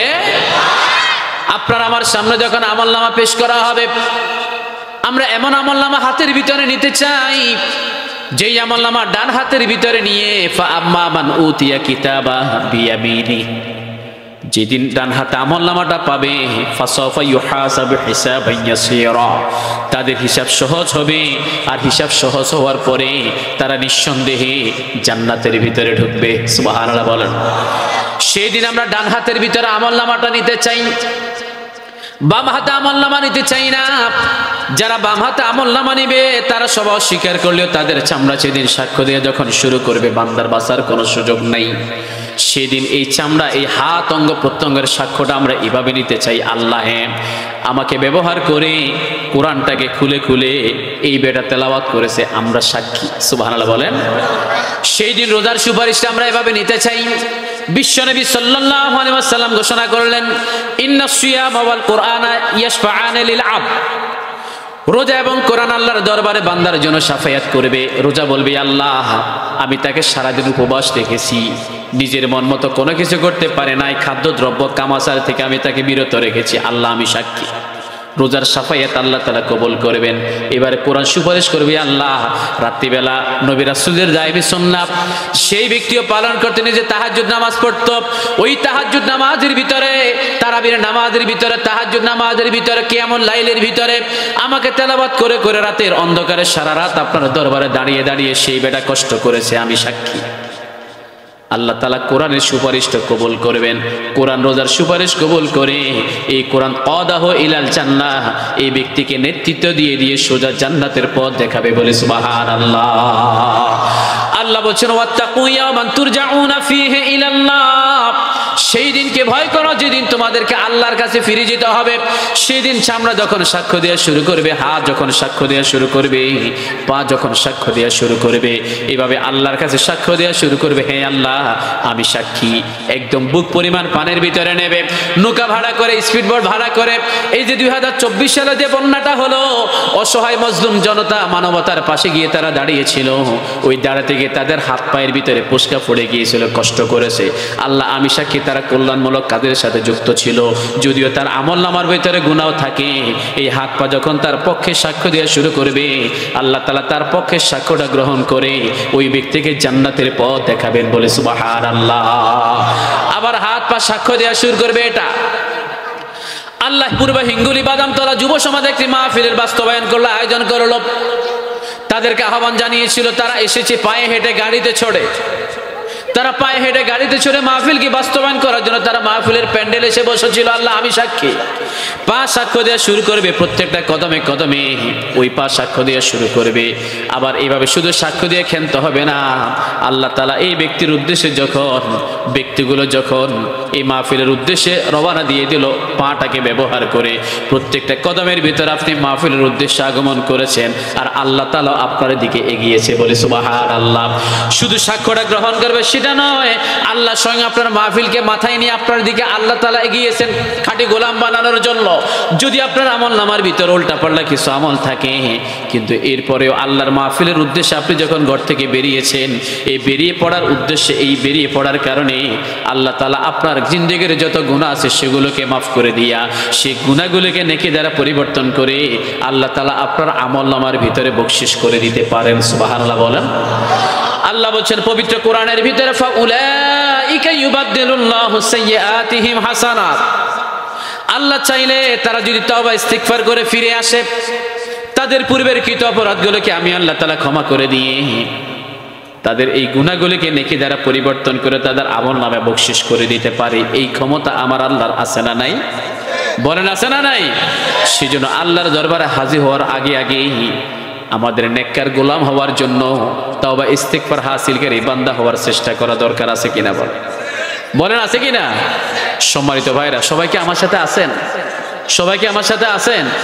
আমি আজকে যে আয়াতটা তেলাওয়াত করেছি সেটা হলো সূরাতুল বাকারা। সূরাতুল বাকারা থেকে 281 নম্বর আয়াত তেলাওয়াত করেছি। তাআলা বলেন ওয়াত্তাকু ইয়াওমান তুরজাউনা ফীহি ইলাল্লাহ, সেই দিনকে ভয় করো যেদিন তোমাদেরকে আল্লাহর কাছে ফিরে যেতে হবে। সুম্মা তুওয়াফা কুল্লু নাফসিন মা কাসাবাত, সেই দিন তোমরা যা কিছু অর্জন করলে সেটার ফলাফল আখিরাতের জমিনে তোমাদেরকে দেয়া হবে।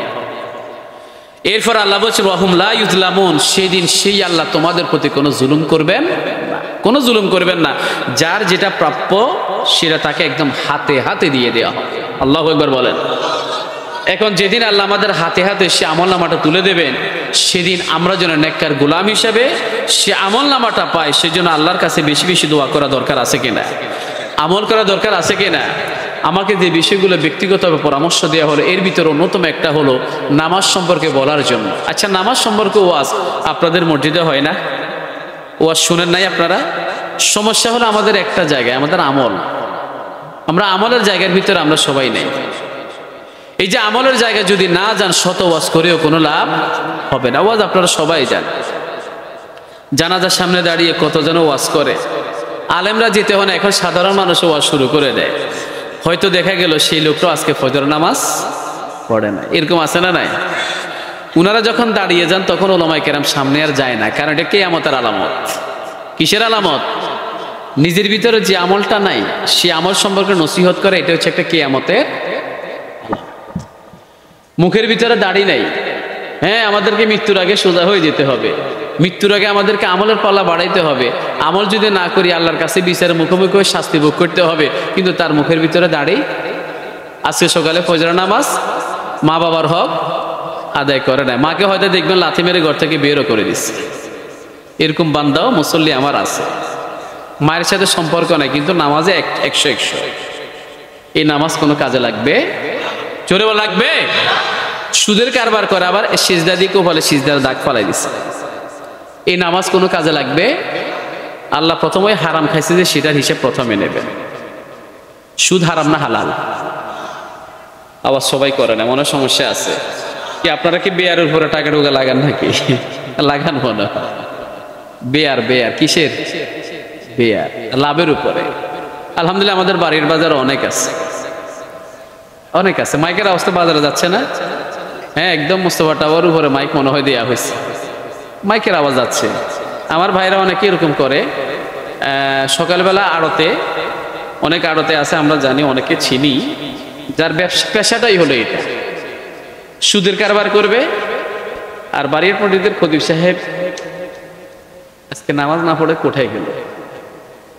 হুজুর যে মাহফিল আছে এটা জানার কোনো দরকার, ওনাকে তো বেতন দেয়া হয়, উনি নামাজ না পড়ে কোথায় চলে গেছে? সব কিসের উপরে? হ্যাঁ, নিজে কতজনের হক নষ্ট করতেছে, হারাম কাজের সাথে জড়িত আছে। আমি অনুমোদন সাপেক্ষে মাহফিল করে এই জন্য আমার ব্যাপারে ফতোয়া দিচ্ছি, এটা কি জায়েজ হবে? বুঝছেন এই বিষয়টা? মানে উনি ফতোয়া দিচ্ছে, এটা কি জায়েজ হবে? আর না, আপনি বলিয়েন না, মানে জাস্ট এটা কথার কথা বলছি আর কি। টাকা 1 লক্ষ টাকা সকালে বসে আছে ডয়ারে টাকা নিয়ে, এমনি যদি হাওলাত চান টাকা দেবেন, আসলে হাওলাত দেবেও কিভাবে? কারণ টাকা হাওলাত দিলে আবার ফেরত দেওয়ার মতো মানসিকতা থাকে না। আপনি আপনার কাছে টাকা চাইতে আসলে টাকা আপনি দিয়ে দিলেন, কিন্তু আপনি যখন তার কাছে টাকাটা চাইবেন তখন আপনাকে দুনিয়ার কজগুলো দেখাইতে হবে কি কারণ, এবং অনুনয় বিনয় ভিক্ষুকের মতো তার কাছে হাত পাততে হবে পাওনা টাকার জন্য। আছে না নাই? সম্মানিত ভাই, আমাদের কাছে অনেকে চাই, আমরা অনেকে দিয়েছি, কিন্তু এখন আমাদের টাকাগুলো ফেরত না দেওয়ার কারণে এখন আর সাহস করি না কাউকে টাকা দিতে। কথা বুঝে গেছে? এখন বলতে হয় টাকা পেছে পেছে, বলেন না, টাকা পেছে পেছে ঢুকে গেছে, এটা বলতে হয় বাধ্য হয়ে। কারণ কর্জে হাসানের মতো টাকাটা দিলাম, কিন্তু সেটা একবার ব্যাক পাওয়ার মতো, সেই দেওয়ার মতো সেই সময় তাদের আছে 4 বছরে হয় নাই। কয় বছর? আমাদের সাইবুল সাহেবকে একটু বসতে দেন, শোয়ানোটা আমি শেষ করবো, এরপর উনি আলোচনা করবেন। আমার আর 13 মিনিট বাকি আছে, আলহামদুলিল্লাহ বলেন না। সম্মানিত ভাইরা, এই যে দেখেন হাওলাত চাইলে এখন আর হাওলাত পাওয়া যায় না, কিন্তু যদি বলে যে আপনাকে লাভ দেব, কত টাকা লাগবে? বলে কি বলে না? কত টাকা লাগবে? এত টাকা দেন। এবারে 1 লক্ষ টাকা বিকেল বেলা 5,000 টাকা কালেকশন করে, আছে না? সকালে দিল 1 লক্ষ টাকা, বিকেলে 1,05,000 টাকা কালেকশন করে নিজের পুঁজিটা এবারে সম্পদ সংগ্রহ করে, পরদিন আবার সে সুদের উপরে টাকা লাগায়। এরকম বান্দা আছে না নাই? সিজদার ভিতরে আবার জান্নাতটাকে তালাশ করে। এত সহজ? বলেন এত সহজ? আল্লাহ বলছেন ওয়াত্তাকু ইয়াওমান তুরজাউনা ফীহি ইলাল্লাহ, সেই দিনকে ভয় করো। সেদিন কোন দিন? আগামীকাল নাকি মৃত্যুর দিন? মৃত্যুর দিন। যখনই আমাদের মৃত্যু হবে সেই দিনটাকে ভয় করার জন্য বলা হলো, যেন মৃত্যুর সময় আমাদের জান্নাতটা নির্ধারণ হয়ে যায়। জোরে বলে ইনশাআল্লাহ। সম্মানিত ভাইরা, দেখেন আল্লাহ বলছেন আমাদেরকে সেই দিনকে ভয় করার জন্য। আমাদের ভয়টা সেরকম নাই, কারণ আমাদের কত ভীষণ আছে। কারো 2021, কারো 2030, কারো আবার 2041ও আছে, ঠিক আছে না? কিন্তু আল্লাহর পরিকল্পনা তোমার 41 না, আল্লাহর পরিকল্পনা হলো 2024 সালের 5ই আগস্ট। কথা বলেন ঠিক কিনা? তাহলে এটা কার হাতে ক্ষমতা? আমার আপনার পরিকল্পনা থাকবে, তবে নেক পরিকল্পনা থাকুক, ভালো পরিকল্পনা থাকুক, যে পরিকল্পনার মাধ্যমে আমরা আখিরাতে বাঁচার একটা সুযোগ পাবো। আমি সূরাতুল বাকারা থেকে কথা বলছিলাম। আমি এই পর্যায়ে সূরাতুল বাকারার পিছনের প্রেক্ষাপটটা সংক্ষেপে একটু আপনাদের কাছে বলতে চাই। সেখান থেকে আমাদের অনেক কিছু শেখার আছে, অনেক কিছু শেখার আছে। নিজে দোষ করে অন্যের উপরে চাপিয়ে দেওয়ার মতো হীন মানসিকতার লোক সমাজে আছে না নাই? দোষ করছে, সে নিজে চাপাই দিছে আরেকজনের উপর। বনী ইসরাইল যুগের একজন ব্যক্তি ধনী লোক ছিলেন, অনেক সম্পদের মালিক, নিজের পরিবারের কোনো সন্তানাদি ছিল না। এখন এই সম্পদগুলোর লোভে নিজের আপন ভাতিজা সেই লোকটাকে হত্যা করেছে, সম্পদের লোভে হত্যা করেছে। হত্যা করে চাচার লাশটা সমাজের সবচেয়ে দরিদ্র, দুর্বল, গরিব একটা লোকের দরজার কাছে গিয়ে লাশটা রেখে আসে। এবারে সকালবেলা সবার কাছে চিল্লাপাল্লা করে বলে, এই আমার চাচাকে এই বেটা হত্যা করেছে, আমি ফাঁসি চাই, তার ফাঁসি চাই, বিচার চাই, আমার চাচার হত্যার বিচার চাই। সবাই মিলে সেই লোকটাকে ধরলো। তোর ঘরের সামনে লাশ পাওয়া গেছে মানেই হলো, তোর সামনে লাশ পাওয়া গেছে মানে হলো তুই খুনি, তোর বিচার হবে। এই যে দেখেন, খুন করলো একজন, লাশ রেখে আসলো আরেকজনের দরজায়, তাহলে নিজের দোষ অন্যের উপরে চাপাই দেওয়ার মতো হয়ে গেল না? এরকম ঘটনা আমাদের সমাজেও আছে না নাই? বলেন আছে কি না? অনেক আছে। আপনি দেখেন, এই যে কসাই কাদের একটা রাজাকার ছিল, কি নাম? কসাই কাদের। সে কসাই কাদেরের লোকটার অপরাধটাকে আব্দুল কাদের মোল্লা, কাদের শব্দটা নামের মিল আছে, তার উপরে চাপিয়ে দিয়ে এই আব্দুল কাদের মোল্লাকে ফাঁসিতে ঝুলিয়ে দুনিয়া থেকে বিদায় করে দিয়েছে। কথা বলা ঠিক কিনা? দেলু শিকদার, দেল্লা রাজাকার, দেলোয়ার দেল্লা রাজাকার, এটা আরেকজন ব্যক্তি। সেই ব্যক্তির দোষটাকে আমাদের কোরআনের পাখি আল্লামার নামের সাথে মিলিয়ে তার উপরে চাপিয়ে দিয়ে মোটামুটি ইনজেকশন পুশ করে খুনিরা তাকে দুনিয়া থেকে বিদায় করে দিয়েছে। কথা বলে ঠিক কিনা? এই যে একজনের দোষ আরেকজনের চাপিয়ে দেওয়ার হীন মানসিকতা তখনও ছিল, এখনো আছে। আমাদের মিশরাতে একটা মহিলা হাত মুখ বাঁধা অবস্থায় তাকে জবাই করে দিছে এক ব্যক্তি। পরবর্তীতে প্রমাণ হলো সেই ব্যক্তিটা একটা মাদ্রাসার সুপার হুজুর আর কি, নিজের বোনের শাশুড়িকে হত্যা করেছে। সে হয়তো সেদিন কিছু আকাম করেছে, ওই মহিলা দেখে ফেলেছে, মুখ বন্ধ রাখার জন্য সে মহিলাকে হাত পা বেঁধে জবাই করে হত্যা করে ফেলেছে। এমন অপরাধ করেছে মানুষ যেন জানতে না পারে, এই জন্য গোপন রাখার জন্য হত্যা করলো। হত্যা করে ছুরিটাকে মাদ্রাসার আলমারির ভিতরে রেখে সেদিন মাদ্রাসার কার্যক্রম চালাইছে। সবার সাথে কথাবার্তা বলছে। এদিকে তার কাছে খবর আসে তার খালাম্মা বোনের শাশুড়িকে কে বা কারা হত্যা করছে, আসেন। গেলেও সেখানে সান্ত্বনাও দিয়েছে, আর মনে মনে সবার সামনে বলে জোরে জোরে, আরে এ বৃদ্ধা মহিলা কার বুকে এত সাহস দিল, হারে কেমনে তার কলিজা দিল এই মহিলাকে হত্যা করার কথা। দেখছেন কারবার? নিজে করেছে কাজটা, কিন্তু সে যেভাবে মানে নিজেকে উপস্থাপন করলো, তার মতো নিষ্পাপ দুনিয়াতে আর কেউ। পুলিশ সূত্র খুঁজলো, যে মোটরসাইকেল নিয়ে সেই লোকটা গেলে সেটা আরেকজনের মোটরসাইকেল। সিসি ক্যামেরার ভিতরে সে নাম্বার দেখে ওই নাম্বারের মালিকটাকে ওই মালিককে বের করলো। ওই মালিককে ধরার পরে বলে, হ্যাঁ আমার গাড়ি নেই হুজুর, এটা ওই দিন ওখানে গেছে। তখনই খুনটা সংঘটিত হলো। তাকে যখন জেলখানায় নিয়ে ভালো করে পানিশমেন্ট দেওয়া হলো, ডিম থেরাপি দেওয়া শুরু করলো, তখন বলে, হ্যাঁ ছুরিটা এখন আমার মাদ্রাসার অফিসের সযত্নে আছে, আমি হত্যা করেছি। তাহলে সে চাইলো নিজে হত্যা করে অন্যের উপরে চাপিয়ে দেওয়া, কিন্তু পারে না। এই লোকটাও তার চাচাকে হত্যা করে চাইলো যে অন্যের উপর দোষটা চাপিয়ে দেওয়া। এখন আমাদের এখানে অনেক মুরব্বী আছেন না, এই যে বৃদ্ধ সাদা দেওয়ার মুরব্বী, মুরব্বীদের কথার একটা ওজন আছে না নাই? একটা বয়স্কদের কথা একটা ওজন আছে না?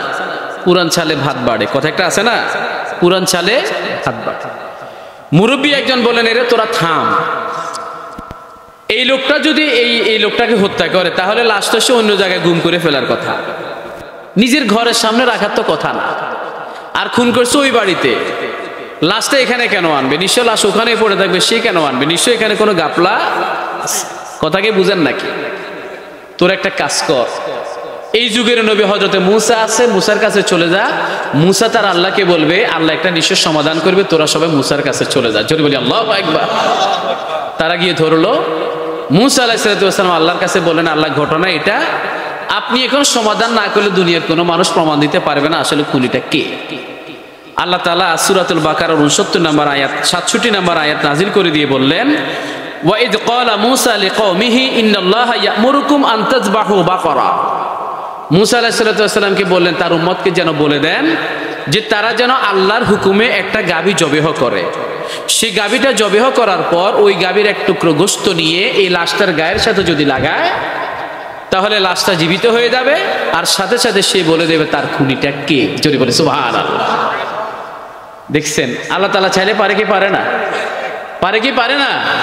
হ্যাঁ, আল্লামা বললেন যে আমার গায়ের ভিতরে ওই সময়ের কোনো কালি লাগে নাই, তিনি বলেছেন সত্য বলেছেন। এটা প্রমাণ হবে দুনিয়াতে না আখিরাতে। দুনিয়াতে প্রমাণ হলে আর কি হবে? উনাকে তো আর আমরা পাবো না। তবে আখিরাতে আল্লাহ তাআলা ওই জালিমদের প্রতি কখনো অনুকম্পা দেখাবেন না। জালিমের জুলুমের কারণে তাদের উপরে আল্লাহ তাআলা জুলুম না করে তাদের যথাযোগ্য তাদের শাস্তির ব্যবস্থা করবেন। কথা বলেন ঠিক কিনা? সেদিন এই উলামায়ে কেরামগুলো হাসবে আর তারা শুধু কাঁদবে, শুধু কান্না নয়, কাঁদতে কাঁদতে তাদের চোখের পানি শেষ হয়ে যাবে। চোখের পানি শেষ হওয়ার পর তাদের রক্ত বেরিয়ে পড়বে, রক্ত শেষ হয়ে যাওয়ার পর তাদের চোখগুলো কোটর থেকে বেরিয়ে পড়বে। এরপরেও জালিমদের কান্না শেষ হবে না। জোরে বলি নাউযুবিল্লাহ। কথা কিন্তু মারাত্মক কথা। কাঁদতে কাঁদতে চোখের পানি শেষ, এবারে রক্ত, রক্ত শেষ, এবারে চোখের কোটর থেকে চোখ বেরিয়ে পড়বে। এরপরে যে আকাম কুকামগুলো দুনিয়ার জমিনে করলো এটার শাস্তি তাদের শেষ হবে না। এই যে বনী ইসরাঈল যুগের লোকদেরকে বলা হলো একটা গাভী জবেহ করো। বনী ইসরাঈল যুগের লোকদের একটা নেচার হলো সামি'না ওয়া আসাইনা, মানে আমরা শুনলাম আর কাউন্টার অ্যাটাক দিলাম। কথা বুঝা গেছে? একটা কথা বলার সাথে সাথে তারা রিপ্লাই প্রশ্ন করা শুরু করে, অতিরিক্ত প্রশ্ন করে। 69 নম্বর আয়াতের ভিতরে সেই অতিরিক্ত প্রশ্নের কারণে আল্লাহ তাআলা সমাধানও দিলেন। তারা প্রশ্ন করে, ঠিক আছে গাভীর কথা বললা, গাভীর কালার কি হবে, রং কি হবে, বয়স কেমন হবে, কত দিনের হবে, পেটের বাচ্চা হবে কিনা, এরপরে তার বয়স কত হবে, কালারটা কেমন হবে, সব মিলিয়ে হাত পা চোখ কান নাক কান গলা যা আছে সবকিছু কেমন হবে, একের পর এক প্রশ্ন করে শুধু বিরক্ত করে হযরত মূসাকে। এভাবে বিরক্ত মূসাকে করে না, মূলত করে কাকে? আল্লাহ তাআলা রাগান্বিত হলেন। 69 নম্বর আয়াতের মাধ্যমে আল্লাহ তাআলা জানাই দিলেন, তোরা এত বেশি যেহেতু প্রশ্ন করলে তোদের জন্য একটু জটিল করে দিলাম যে তোরা এমন একটা গাভী জবেহ করবে যে গাভীটার রং হবে একদম গাঢ় হলুদ। কি রং বলেন? হলুদ রঙের কোনো গাভী কি সমাজে দেখা যায়? জটিল হয়ে গেল না? মানে কথা বেশি বললে ক্ষতি না ভালো? বলে না, কথা বেশি বললে ভালো না খারাপ? বেশি কথা ভালো না, একটু খারাপও আছে। জটিল করে দিলেন হলুদ রং। এবারে খুঁজতে খুঁজতে খুঁজতে খুঁজতে অনেক কষ্ট হলো। শেষ পর্যন্ত যেহেতু আল্লাহ তাআলা এটা একটা প্রমাণ করাবেন, ব্যবস্থাটা থাকবে যে কোনো জায়গায়, ব্যবস্থা করলো, জবেহ করলো। ওই গোশতটা লাশের গায়ের সাথে লাগিয়ে দিল, লাশ জীবিত হয়ে গেল। বলল আমার আপন ভাতিজাই আমাকে হত্যা করেছে। জোরে বলি আল্লাহু আকবার। আল্লাহর ক্ষমতা আছে না নাই? দুনিয়াতে তো রাস্তা দিয়ে চলার সময় কুকুর একটা যায়, পিছন থেকে ঠাস করে উল্টে একটা লাথি মারে, এরকম ছেলে ফেলে আছে না নাই? হ্যাঁ আছে না? চা দোকানের সামনে ছোটবেলা আমরা দেখতাম কুকুর একটা বসে আছে, আস্তে করে একটা কাপের ভিতরে কেরোসিন তেল নিয়ে কুকুরের পাশার ভিতরে এভাবে মেরে দেয়, এরকম আছে না নাই? এটা বাস্তব কথা আছে। তো এই যে আপনি কুকুরটা অবলা প্রাণীর প্রতি জুলুমটা করলেন, সেটার খেসারত কিন্তু আপনাকে আখিরাতে দিতে হবে। কুকুরদের জন্য জান্নাত জাহান্নাম কিচ্ছু না, তারা মাটির সাথে মিশে যাবে। তবে হ্যাঁ, কুকুরকে আপনি লাঠিটা দেওয়ার কারণে আপনাকে কুকুর বানিয়ে দেওয়া হবে, কুকুরটাকে মানুষ বানিয়ে সে লাঠিটা দিয়ে তারপরে কুকুর কুকুরও হয়ে যাবে, মানুষ মানুষ হয়ে যাবে, কুকুর মাটির সাথে মিশে যাবে, আর মানুষ তার অপরাধের কারণে জাহান্নামে যাবে। জোরে বলি নাউযুবিল্লাহ। বিচার কাদের হবে জানে? শুধু মানুষের। কাদের? শুধু মানুষদের। আল্লাহ বলছেন ওয়াত্তাকু ইয়াওমান তুরজাউনা ফীহি ইলাল্লাহ। এরপরে ওই আয়াতের ভিতরে তারা এই কথাটা শোনার পরে কি বলছে জানেন?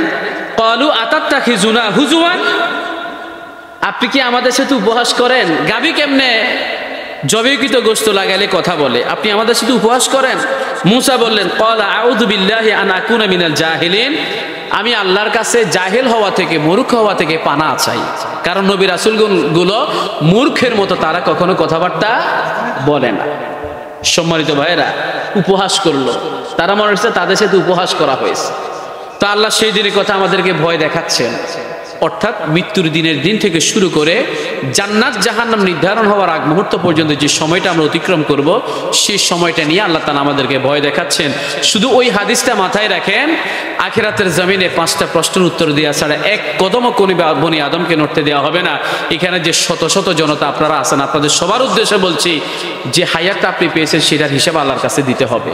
সে হায়াতের ভিতরে নামাজও আছে, সে হায়াতের ভিতরে রোজাও আছে, কোরআন তেলাওয়াতও আছে, ফেসবুকিংও আছে, উল্টো পাল্টা গালিগালাওয়াজ আছে, মা বাবার নাফরমানিও আছে, সুদ ঘুষও আছে, আবার জেনা ব্যভিচারও আছে, পর্দাহীনতা আছে, পুরুষদের সামনে নারীদের পর্দাহীনতার বিষয়টাও সেখানে আছে। সব হিসাব আল্লাহর কাছে দিতে হবে কি হবে না? এটা মাথায় রেখে আমাদের বাকি হায়াতটা কাটাইতে হবে। যুবকদের জন্য স্পেশাল রাসূল বললেন তার যৌবনকালের হিসাবটা আল্লাহর কাছে দিতে হবে। টাকা পয়সা জিজ্ঞেস করা হবে কোন পথে অর্জন করলেন, আবার কোন পথে ব্যয় করলেন। এবারে যে ওয়াজ শোনার মাধ্যমে, মাহফিলের মাধ্যমে, দিনে মসজিদের মাধ্যমে, মাদ্রাসার মাধ্যমে, উলামায়ে কেরামের মাধ্যমে যে অর্জিত জ্ঞান অর্জন করলেন, ইসলামী জ্ঞান, দ্বীনি ইলম, এই অনুযায়ী কতটুকু আমল করলেন সেটার হিসেব আল্লাহর দরবারে দিতে হবে। সম্মানিত ভাইয়েরা, আমাদের এই ভাইগুলো তো সেগুলো জানানোর জন্যই মূলত মাহফিলগুলো করে, এর বাইরে আর কোনো উদ্দেশ্য নাই। আজকে এখানে কোনো নাস্তাও দেওয়া হবে না, কিন্তু আপনারা হাজার জনতা চলে আসলেন, অনেক অনেক আপনারা চলে আসলেন, আরো অনেকে আসবে আমাদের প্রধান মেহমান বসলে। আমাদের সবার একটা টার্গেট আছে, সেটা হলো জান্নাত। সবাই হাত তুলে বলেন কি? জোরে বলেন কি? এই হাত তুলে বলবেন, নামাজ ছাড়বো না ইনশাল্লাহ। এরপরে দাড়িগুলো রেখে দেবো ইনশাল্লাহ। তাকবীরের উপরে কাপড় পরবো ইনশাআল্লাহ। পর্দাহীনতার দিকে আমরা যাব না ইনশাআল্লাহ। নারীদেরকে পর্দার ভিতরে রাখবো ইনশাআল্লাহ। মুরব্বীদের সম্মান করব, ছোটদের স্নেহ করবো ইনশাআল্লাহ বলেন। আর মসজিদগুলোকে আমরা আবাদ করব, জোরে বলে ইনশাআল্লাহ। আল্লাহ তাআলা আমাদের সিদ্ধান্ত বাস্তবায়ন করার তৌফিক দান করুন, সকলে বলি আমিন। আর একটু জোরে বলি আমিন। কথাগুলো কি বোঝা গেছে? জানা কথা রিমাইন্ড করে দিয়েছি পরামর্শের কারণে, না হলে আমি অন্য একটা বিষয় নিয়ে কথা বলতাম। শুধু আখিরাতের ভয়টা যেন আমাদের মনের ভিতরে আসে, আপনারাও ভয় পান, আমরাও ভয় পাই। জান্নাতে আল্লাহ যেন এরকম একটি সমাবেশ আমাদের সবাইকে একসাথে কবুল করেন, জোরে বলি আমিন, জোরে বলি আমিন।